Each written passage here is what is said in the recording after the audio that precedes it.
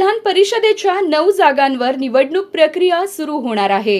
सोलापुरातून राजेंद्र राऊत, प्रशांत परिचारक, राजन पाटील, राम सातपुते यांची नावे चर्चेत आहेत। या दरम्यान मुख्यमंत्री फडणवीस यांनी राजेंद्र राऊत यांच्या नावाविषयी सूतोवाच केले आहे। बघा काय म्हणाले फडणवीस। बार्शीच्या ऐतिहासिक नगरीमध्ये मला येण्याची संधी मिळाली आणि विशेषतः आपल्या सगळ्यांना कल्पना आहे की हे अतिशय प्राचीन अशा प्रकारचं मंदिर आहे। जवळजवळ याचा उल्लेख हा 10व्या शतकातही सापडतो, 11व्या शतकातही सापडतो आणि या सोलापूर जिल्ह्याचं महत्त्व असं आहे की भगवान श्री विष्णूंनी या ठिकाणी घेतलेले अवतार हे आपल्या भक्तांकरता घेतलेले अवतार आहेत। अंबरीश राजाकरता घेतलेला अवतार हा भगवंतांचा अवतार आहे आणि पुंडलिक भक्तांकरता घेतलेला अवतार हा श्री विठ्ठलांचा अवतार आहे। त्यामुळे मला असं वाटतं की हा जो आपला इतिहास आहे, हे जे आपलं स्थापत्य आहे, हे जे आपलं अध्यात्म आहे, ही जी आपली संस्कृती आहे ती जपणं अत्यंत गरजेचं आहे।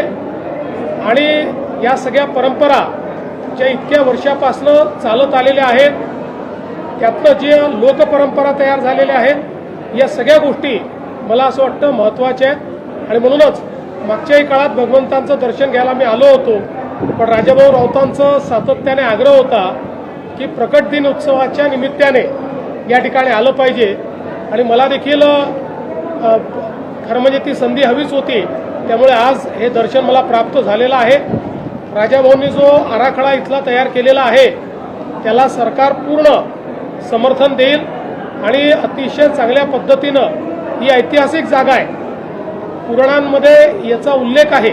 विष्णू पुराणात आपल्याला त्या ठिकाणी उल्लेख पाहायला मिळतो की कशा प्रकारे दुर्वास ऋषींचं जे गर्भहरण आहे ते या भागामध्ये खऱ्या अर्थानं झालं होतं आणि म्हणून अशा या आपल्या सांस्कृतिक ठेव्याला अधिक चांगल्या पद्धतीनं लोकांपर्यंत आणण्याचा प्रयत्न करण्याकरता हा जो काही आराखडा या ठिकाणी मांडलेला आहे तो निश्चितपणे त्याला आम्ही समर्थन देऊ।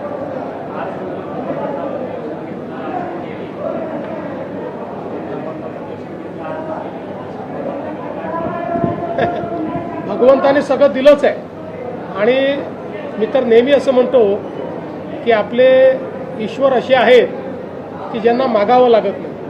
त्यांच्याकडे जाऊन आपण नतमस्तक झालं तर सर्व मनोकामना पूर्ण होतात आणि शेवटी ईश्वरीय शक्ती ही आपल्याला मानसिक बळ देणारी आणि मानसिक बळ मिळालं तर किती प्रश्न समोर आले तरी आपण त्याच्यावर उत्तर शोधू शकतो।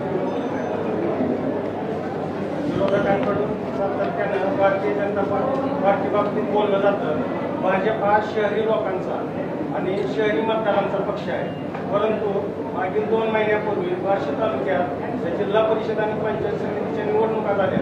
त्यामध्ये माजी आमदार राजेंद्र राऊत यांच्या नेतृत्वाखाली जिल्हा परिषदेच्या 6 पैकी 6 आणि पंचायत समितीच्या 12 पैकी 12 अशा 18-0 फरकानं राजाभाऊंनी 54,000चं मताधिक्य घेऊन ग्रामीण भागात भाजप पक्ष बळकट करण्याचा प्रयत्न केला आणि ते मास लीडर आहेत हे पुन्हा एकदा दाखवून दिलं। ह्या निकालानंतर बार्शी शहर आणि तालुक्यात बॉम्बच्या बाबतीत आपल्याकडून राजभाऊ नाईक कोणत्या मोठ्या प्रकारचं बक्षीस मिळेल याबाबत सातत्याने चर्चा होती। मला असं वाटतं की या निवडणुकीचा जो निकाल आहे तो एक प्रकारे जनतेने मागच्या काळात जी चूक केली त्याची जाणीव होऊन एक मोठा आशीर्वाद हा राजाभाऊंना जनतेने पुन्हा दिलेला आहे।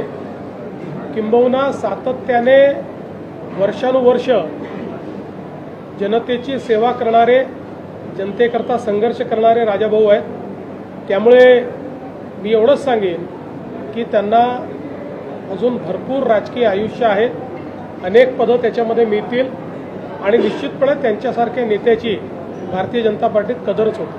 विधान परिषदेसाठी जे आहे राजाभाऊंचं नाव चर्चेत आहे, या चर्चेत काय संकेत आहे?